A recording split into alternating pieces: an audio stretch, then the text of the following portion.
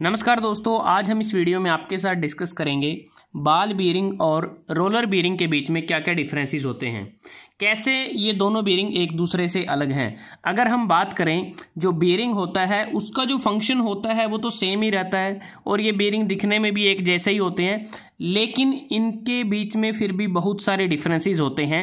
सबसे पहले अगर हम कंस्ट्रक्शन की बात करते हैं, जो बीयरिंग है, अगर आप इन दोनों डायग्राम्स में देखें तो सबसे पहले जो बीयरिंग है इसमें मेन पार्ट होते हैं, इसमें इनर रेस होता है। जैसे ये वाला जो पोर्शन है ये इसमें इनर रेस है, ये इसके अंदर भी है। उसके बाद ये आउटर रेस होता है और इसको हम इनर बीयरिंग रिंग या फिर आउटर बीयरिंग रिंग भी बोलते हैं। आउटर और इनर रेस के बीच में एक केज लगा होता है, जो आपको ये येलो कलर का नज़र आ रहा है, ये इसका बीयरिंग केज होता है, जिसके अंदर हम अगर बॉल बीयरिंग है तो उस केस में स्फेरिकल बॉल्स को इंसर्ट करते हैं। अगर रोलर बीयरिंग है तो उस केस में हम जो सिलेंड्रिकल रोलर बीयरिंग का इस्तेमाल करते हैं। तो कह सकते हैं कि बॉल बीयरिंग के केस में जो रोलिंग एलिमेंट होता है वो बॉल्स होती हैं, रोलर बीयरिंग के केस में जो रोलिंग एलिमेंट होता है वो हमारा रोलर होता है। और इन रोलर्स की शेप के आधार पर जो रोलर बीयरिंग है वो अलग अलग टाइप का है। जैसे ये सिलेंड्रिकल रोलर बीयरिंग है, ये नीडल रोलर बीयरिंग है, ये टेपर रोलर बीयरिंग है, ये स्फेरिकल रोलर बीयरिंग है। अलग अलग एप्लीकेशंस हैं सभी की। अगर बात करें फ्रिक्शन और एंटी फ्रिक्शन बीयरिंग की, तो ये जो दोनों बीयरिंग हैं ये दोनों बीयरिंग हमारे एंटी फ्रिक्शन बीयरिंग की कैटेगरी के अंतर्गत आते हैं, क्योंकि इसमें जो कंपोनेंट हैं वो रोलिंग कॉन्टैक्ट में होते हैं। अब बात आती है रोलिंग कॉन्टैक्ट की। बॉल बीयरिंग के केस में जो रोलिंग कॉन्टैक्ट होता है वो हमारा पॉइंट कॉन्टैक्ट होता है। तो कह सकते हैं जो रोलर बीयरिंग है इस केस में जो रोलिंग कॉन्टैक्ट होता है वो लाइन कॉन्टैक्ट होता है।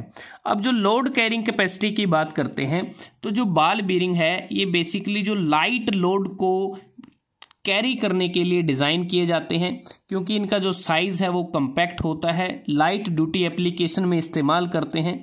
जैसा कि अगर हम बात करें स्मॉल व्हील्स में, हार्ड ड्राइव्स में इनका इस्तेमाल किया जाता है।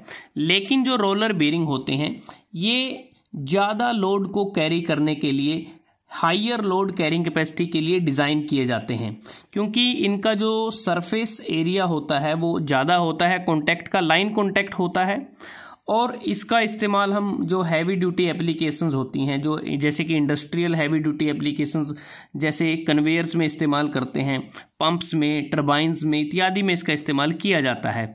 अगर टाइप ऑफ लोड की बात करें, जो मेनली जो बीयरिंग होते हैं वो रेडियल लोड और थ्रस्ट लोड के लिए डिज़ाइन किए जाते हैं। उस लोड को हमें कैरी करना होता है, क्योंकि जो बीयरिंग होते हैं वो मशीन कंपोनेंट होते हैं, मशीन एलिमेंट होते हैं, क्योंकि जब हम शाफ्ट से पावर को ट्रांसमिट करते हैं तो उस दौरान जो लोड लगते हैं तो उनको बियर करना होता है। अब जो रेडियल जो लोड होता है वो शाफ्ट के बिल्कुल परपेंडिकुलर होता है, जो थ्रस्ट लोड होता है वो किसी एंगल पे या कह सकते हैं पैरेलल होता है शाफ्ट के। अब जो बॉल बीयरिंग है इसका इस्तेमाल हम करते हैं, इससे हम रेडियल लोड और जो थ्रस्ट लोड है उनको हम इसमें सपोर्ट कर सकते हैं बॉल बीयरिंग की मदद से। लेकिन रोलर बीयरिंग के केस में इसको हम रेडियल लोड को सपोर्ट करने के लिए इस्तेमाल करते हैं, लेकिन जो इसमें जो टेपर रोलर बीयरिंग है या फिर जो स्फेरिकल रोलर बीयरिंग है इसमें हमें थ्रस्ट लोड को भी बियर कर सकते हैं। लेकिन सिलेंड्रिकल रोलर बीयरिंग के केस में या फिर जो नीडल रोलर बीयरिंग है इसके केस में हम जो थ्रस्ट लोड है उसको सपोर्ट नहीं कर सकते। ये इसका एक ड्रॉबैक भी हम बोल सकते हैं। ऑपरेशनल स्पीड की अगर बात करते हैं, जो बॉल बीयरिंग्स होती हैं ये हाई स्पीड पर ऑपरेट होते हैं, मतलब कि जहां हाई स्पीड होती है वहां जो बॉल बीयरिंग है इनका इस्तेमाल किया जाता है। जबकि जो लोअर स्पीड होती है और ज़्यादा लोड हमें कैरी करना है तो उस केस में रोलर बीयरिंग का इस्तेमाल किया जाता है। वेट हैंडलिंग की बात करें, जो बॉल बीयरिंग है ये कम वेट को हैंडल कर सकता है, जो रोलर बीयरिंग है ये ज़्यादा वेट को हैंडल कर सकता है। अगर क्लियरेंस की बात करते हैं, क्लियरेंस क्या होता है कि जो हमारा ये आउटर रेस है और ये जो बॉल्स हैं इनके बीच में एक गैप होता है, उसको हम क्लियरेंस कहते हैं। बॉल बीयरिंग के केस में जो क्लियरेंस है वो ज़्यादा होता है और रोलर बीयरिंग के केस में जो क्लियरेंस है वो कम होता है। तो यही कहते हैं कि जो एंगुलर जो मिसअलाइनमेंट होती है रोलर बेरिंग के केस में कम होती है और बॉल बेरिंग के केस में ज़्यादा होती है, क्योंकि जो क्लियरेंस होती है वो इसलिए होता है कि जो बॉल है वो उस पोर्शन में थोड़ा बहुत वो उसका मिसअलाइनमेंट हो सके और स्मूथली हमारा जो प्रोसेस है वो चलता रहे। बॉल बेरिंग के केस में वो 0.004 इंच के करीब होता है। रोलर बेरिंग के केस में जो सिलेंड्रिकल रोलर बेरिंग है इसमें जो क्लियरेंस होता है वो 0.001 इंच होता है।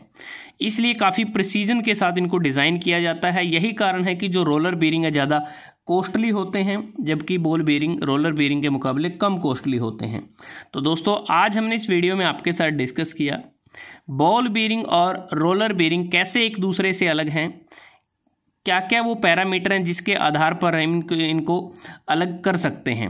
अगर आपको वीडियो अच्छा लगा आप इसको लाइक कर सकते हैं, शेयर कर सकते हैं और जल्दी हाजिर होते हैं एक नए वीडियो के साथ। तब तक के लिए धन्यवाद। आपका दिन शुभ रहे।